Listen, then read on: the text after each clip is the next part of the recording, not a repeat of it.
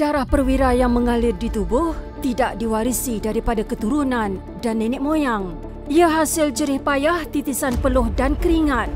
Di noda kesakitan tanpa belas, di badai simpang siur peluru hidup. Namun ilmu di dada, diuji jangan. Menyarung beri kelabu pasir adalah simbol kebanggaan buat anggota dan pegawai pasukan gerakan khas VET 69 selepas melalui cabaran getir untuk menjadi seorang komando. Jujurnya, saya memang bercita-cita untuk menjadi polis. Jadi mungkin di situlah bermulanya untuk sampai ke tahap inilah. Saya menyertai PDRM pada 3 November 2003 melepuh diri di Polapun untuk menjalani latihan kepolisan selama 9 bulan. Bermulanya saya dalam Nasional Komando ni adalah pada tahun 2004. Selesai 2 minggu tu saya berjaya lah menamatkan pemilihan awal tu dengan jayanya. Jadi saya berpeluang untuk pergi ke kursus asas 69 Komando. Selepas tu saya lapor balik semula ke 69 Komando untuk meneruskan kursus asas lebih kurang 5 bulan selepas pada tu. Alhamdulillah saya berjaya menamatkannya lah dan juga berjaya menyarung beri sen. Ditubuhkan pada tahun 1969, 69 Komando atau VET 69 dinamakan sempena tahun penubuhannya telah melalui proses evolusi yang panjang. Daripada zaman menentang komunis di hutan belantara sehinggalah kini dengan ruang lingkup penugasan di pelbagai kawasan. Pasukan khusus milik Polis Diraja Malaysia PDRM ini boleh diatur gerak melalui udara, darat dan laut dalam misinya menangani krisis keganasan demi memelihara kedaulatan bumi bertuah ini. Bagi Komander Skuadron Delta 69 Komando, Deputi Superintendent Mazlan Mohamed, komando bukanlah gelanggang menunjukkan kehebatan, namun kisah keperwiraan anak watan menjadi benteng sebuah negara merdeka. Dalam kursus asas Nasional Komando ni, dia bermula dengan pengenalan. Di dalam pengenalan tu diajar berkaitan dengan medik, semboyan dan juga cara kita untuk sesuaikan diri di hutan. Segala-galanya tentang komando ni tidak ada yang mesra, yang tidak ada yang lembut.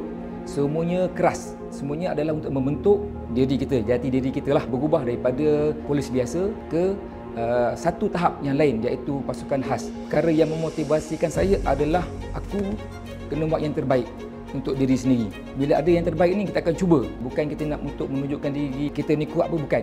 Tapi saya rasa saya perlu buat yang terbaik untuk saya dan untuk negara saya.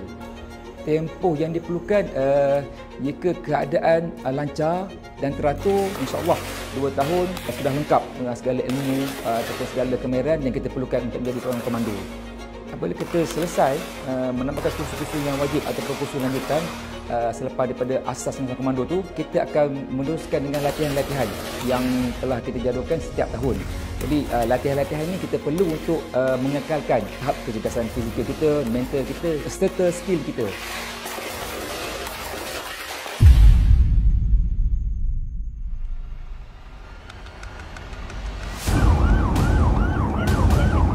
Seorang pelancong asing berdepan dengan cemas apabila dijadikan tebusan 2 lelaki tempatan dalam kejadian di sebuah pusat peranginan terkenal di Seremban Negeri Sembilan. Polis Diraja Malaysia PDRM menerusi unit tempur khusus miliknya VET 69 Komando diatur gerak ke lokasi persembunyian suspek bersenjata api yang terletak kira-kira 2 km dari lokasi pelancong warga asing itu dipercayai dilarikan bagi tujuan pemerasan.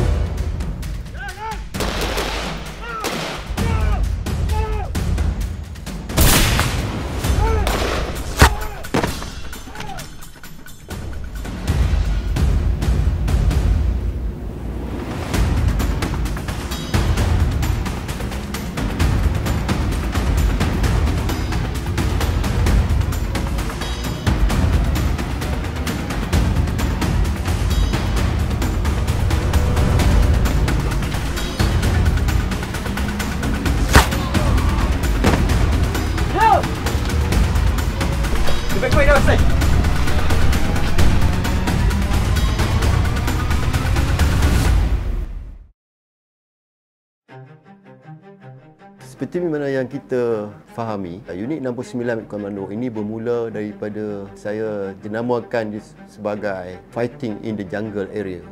Itu permulaannya. Kemudiannya unit ini telah berkembang dari semasa ke semasa menerokai bidang-bidang kemahiran yang baru ataupun selepas era komunis, so kita berpeluang untuk mengembangkan kita punya kemahiran. Kalau kita lihat sebelum ini, di mana kita pertempuran di dalam hutan, di zaman komunis kita hanya menumpukan kepada kawasan hutan belantara ataupun pinggir-pinggir hutan. Kemudiannya pada awal 90-an, kita dah mula menerokai taktik dan teknik bertempur di dalam kelapa sawit. Pada 2013, pertempuran itu ternyata berlaku. Hasil usaha daripada latihan yang kita jalankan, kita terokai lebih awal, kita mengalami pertempuran yang sebenar di dalam kawasan kelapa sawit di Tan Dua. Mengimbau nostalgia sedekat lalu masih segar dalam ingatan tragedi pencerobohan pengganas Sulu di bumi Tan Dua Sabah yang akhirnya mencetus pertempuran di antara pasukan keselamatan Malaysia dan puak militan dari selatan Filipina.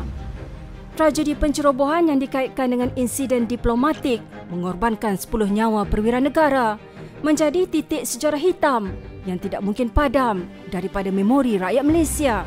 Bagi Mazlan, meskipun tiada sekelumit dendam di hati terhadap keganasan dilakukan musuh, namun luka itu masih berbekas tatkala mengenang rakan-rakan seperjuangan yang gugur di medan bakti. Bagi saya pun itulah antara operasi yang paling mencabar yang pernah saya hadapi selama saya berkhidmat di 9 Komando. Saya merasakan bahawa ini bukan satu yang biasa. Tak tahu sebab apa, tapi ada dalam naluri ini mengatakan ini akan berlaku sesuatu yang kemungkinan lebih dahsyat daripada yang biasa. Memang kelihatan musuh jelas. Dan kita pun jelas di mata dia dan dia pun jelas di mata kita. Disebabkan ladang sawit, dia grid, maksudnya susunan. Kat situ tu, ruang untuk kita berlindung tu pada saya agak sedikit. Masing-masing cuba ataupun ambil advantage lah, kan, peluang yang ada untuk menumpaskan satu pihak yang lain. Pada masa itu, belum berlaku lagi tembakan. Dan saya pun duduk-duduk satu batang pokok sawit dengan membelakangkan pihak musuh. Arwah ESP Zulkifli, saya panggil dia Maju. Kami sama-sama bergerak daripada satu pokok ke pokok yang last tu lah. Jadi apabila saya menyandar ke belakang, arwah pun datang. Saya berlunjur dan dia duduk atas kaki saya lah. Dalam second tu, saya pun ada jeling ke depan dan nampak musuh memang berjalan. Saya ingat lagi, musuh tu berbaju putih. Dan seorang lagi berbaju warna ungu. Arwah pun dalam keadaan yang ready. Memang dia ready kan, untuk menembak. Dalam second tu je terus meletup di sebelah sektor Bravo.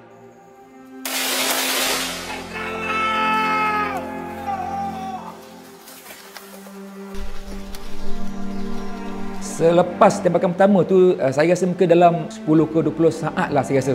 Dan arwah pun dia keluarkan kepala dia sedikit, dia menembak.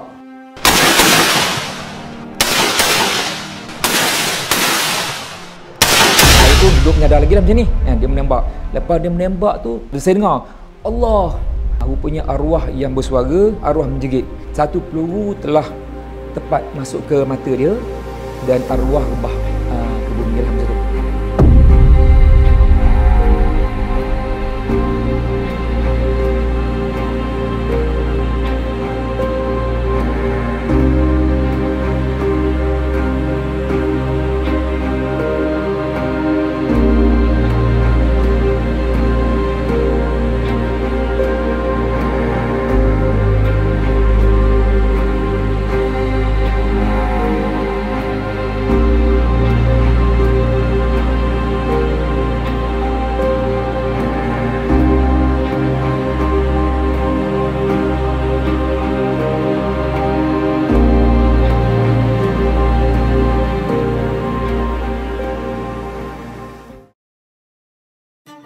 Kepakaran, ketangkasan di medan tempur, kemahiran persenjataan selain penyusupan dan penyamaran, 69 Komando merupakan sebuah pasukan khusus bercorak ketenteraan yang diperoki peranan dan hikmatnya bagi menangani krisis dan keganasan yang kritikal. Sesuai dengan peranannya sebagai unit tempur khusus, 69 Komando sentiasa menitik beratkan aspek modal insan, bukan hanya daripada sudut fizikal, malah cemerlang spiritual demi tanggungjawab dan amanah yang tergalas di bahu. Pada saya, kunci utama adalah modal insan, adalah manusia itu sendiri. Pegawai dan anggota hendaklah dilatih dengan baik dengan penuh disiplin dan mempunyai daya juang yang tinggi. Samping itu juga dengan berbekalkan kita punya peralatan yang canggih dan mencukupi, insya-Allah kita akan dapat menangani apa jua situasi. Mungkin pada masa akan datang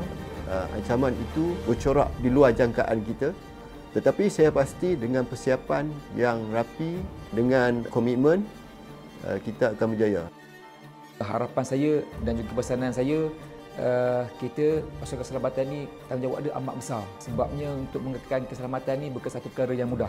Jadi untuk itu modal insan dalam Nasional Komando sendiri perlu mantap, perlu jitu, perlu lasak, perlu kuat. Dan untuk itu kita perlukan latihan sama ada fizikal dan mental. Dan tak perlu juga kita tinggal untuk kita punya dalaman ritual kita. Kita rasa kita cukup kuat untuk berlawan dari segi fizikal, tapi dalaman kita lemah pun tak cukup sebenarnya. Jadi kita kena seimbangkan dia kan. Maksudnya dari segi dalaman kita kan, kalau as a Muslim kita tahu apa tanggungjawab kita dengan Allah kan. Jadi kita kena sentiasa ingat benda tu. Sebabnya kalau kita tak jaga kita dengan Allah takkan jaga kita punya mudah-mudah. Saya juga menyeru anak-anak muda di luar sana, terutamanya para lelaki, anak jantan kita, sertailah pasukan keselamatan. Anda jangan ragu-ragu untuk memberi yang terbaik untuk negara kita, untuk negara Malaysia tercinta. Kalau tidak, tuan-tuan di luar, tak ada siapa lagi dah orang lain yang nak menyambung legasi kami di sini.